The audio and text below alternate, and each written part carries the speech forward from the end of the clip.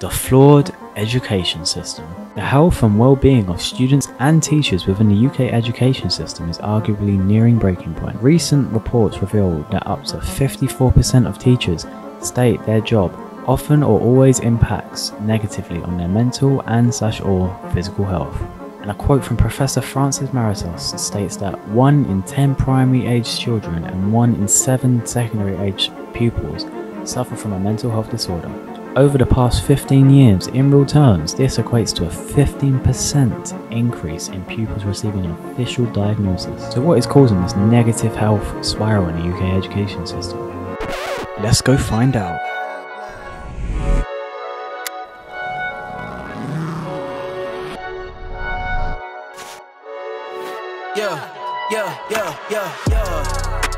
Coming in, flex, I just wanna win, LABB who we running with, 2233, I'm on 10 again, state your name, big dope on flame, I just switched the lanes, damn he did it again, I just flipped the pain, stripping and dipping in bass, slab on everything.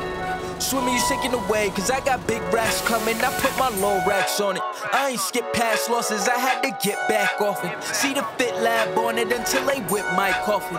Money clip, I tossed it, I heard it's big bags on big bags on big bags coming, coming in, flex, I just wanna win, LABB who we running with, 2233, I'm on 10 again.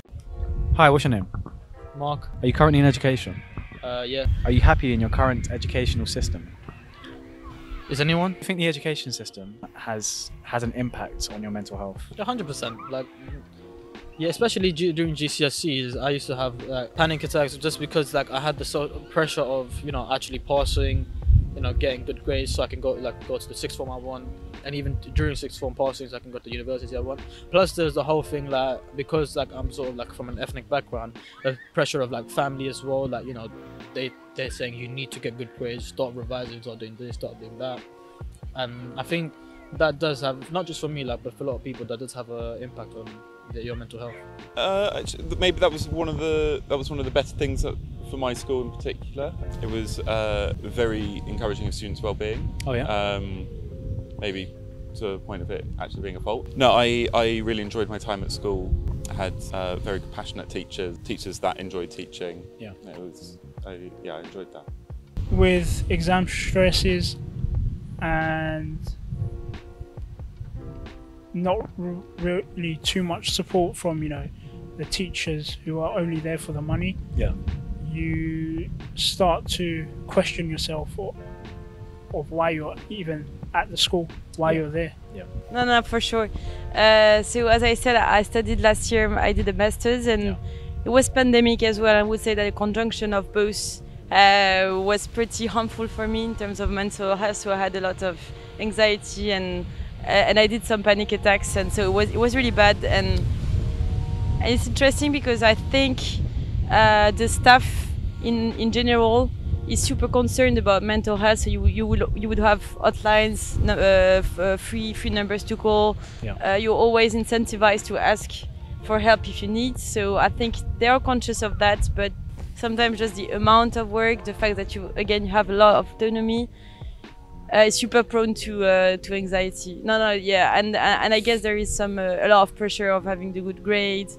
When you finish your undergrads, then you think of your master, you want to have the masters that you want. So it's super enriching, of course, which is structure, gives structure, etc. But I would say that in the mental health, it's pretty, I would say if it has an impact, it would be negative. Yeah, but I would say it's more the social part of school rather than anything that the school can really control. Would you say the education system is more about learning or passing? I would say passing. We get put on too much pressure during, say, our exam times to pass. Whereas it is understandable, but before that, we aren't really taught to learn, but we are taught to pass. And the school needs to get the grades from the students to keep their money, and the parents want their kids to get their grades so they can go to university, and the whole system revolves around getting grades. I think in the sense that the teachers try that hard to make you pass. If you're going to especially private school, the amount of students that pass, that impacts the school's reputation as well, and even some public schools. So I feel like they put more into their learning so that, you know, kids pass for the school's reputation. That's an interesting question. I think that a lot of people want to go to the university in order to learn. They get diversion in the university because obviously students love to party, etc. And I think, like, I mean, I've witnessed people who were here just to pass their year and we're not super conscious of learning that much. So the motivation of people, I guess it's super dependent on individuals, but you have the resources to learn for sure. I think my school put a heavy emphasis on the kind of like setting the students up for a life in the real world, perhaps not enough emphasis on the preparing them for university. There was no repercussions if you don't do homework or you don't hand in essays or anything like this. It's quite different. It was quite a liberal school, yeah. Oh wow. Okay. Do you believe the education system is outdated? To a certain extent, yeah. Why do you believe this? They basically preach the same thing every year. I'm not gonna want to know what the formula is for hydrochloric acid when I'm trying to get a job in an IT company. At the moment, I would say it's not outdated. Well, it depends from teacher to teacher. You get some teachers who are extremely well at teaching, bonding with their students, being understanding. Yeah. Whereas some teachers, if I were to put in words, they're only there for the money. No, I think it's pretty modern. For many reasons, I'd say that UK is pretty good for attracting people from all over the world, which makes it super up-to-date in a globalized world, I guess. I think, like, in UK, English universities are super conscious of putting the actuality of the word at the center of education. So you will always have a module which would, I don't know, be about climate change, migration or whatever. So I think it's in the issues and in the problematics that it tackles, I would say that it's pretty aware of the dynamics of the world. In some ways, yeah. I think I was actually quite let down by my education. I was been diagnosed within the past year with ADHD and no kind of awareness around neurodiversity, neurodivergent kind of people, anyone with kind of like mental health disabilities. I think a lot of people slip through the cracks. Not the worst thing that you can kind of have, but yeah, not much is done for people with mental health disorders when they're at school. It wasn't really like no changes or anything was made to like better suit your There was no actual official diagnosis until after I left school. No attention paid to it. Although all my teachers were aware of the likelihood that I would have ADHD. When it comes to like your choices, I think there's like a lot of freedom within it.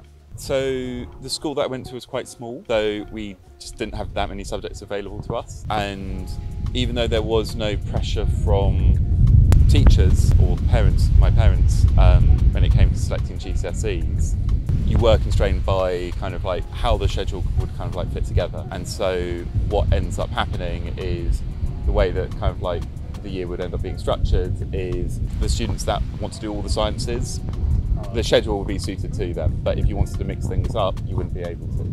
I would say that the daily life, the daily uni life, there's a lot of freedom, and again, I've witnessed people who got a bit lost and a bit disoriented because they were given so much freedom all of a sudden and they couldn't handle it. Yeah. But in terms of choice, the modules, etc., I would say that it's super. It gives a lot of autonomy, so you can really design your course as you want. And sometimes I would say that it's too much because you would have to make a choice every year. Yeah. And sometimes this decision making is a bit intense. I think there should be more like freedom. I think there should be more individually asking kids what they want to do and what they're interested in. I think that should start from a younger age. Yeah. I mean, to be fair, like if you're in like primary, unless you're in like year 5 or 6, it doesn't really matter. You're free then, obviously. Okay, even in secondary, if you're in like year 7, year 8. Sometimes even year 9, like you've got some sort of, obviously it's not complete freedom. Year 10, year 11, that's like when you start to like mature a bit more and you start to realize yourself, and like you've got the pressure of other people saying it as well, that you need to pass, you need to do this, and I think that's when you lose like your freedom. And I think that's what has an impact on most like teenagers these days. We have a large amount of choice when it comes to education. After our GCSEs, if we've studied the correct subjects, we can, go to a college where we want to, say, study film, maybe study engineering, drama, whatever we want. Yeah. And when it comes to university, we don't really have to have certain degrees in certain subjects. For example, if I'm studying film at the moment, Yeah. I could go study business at university or study engineering at university. Yeah. Okay, I think that's the end of our interview. Thank you. No problem, thank you.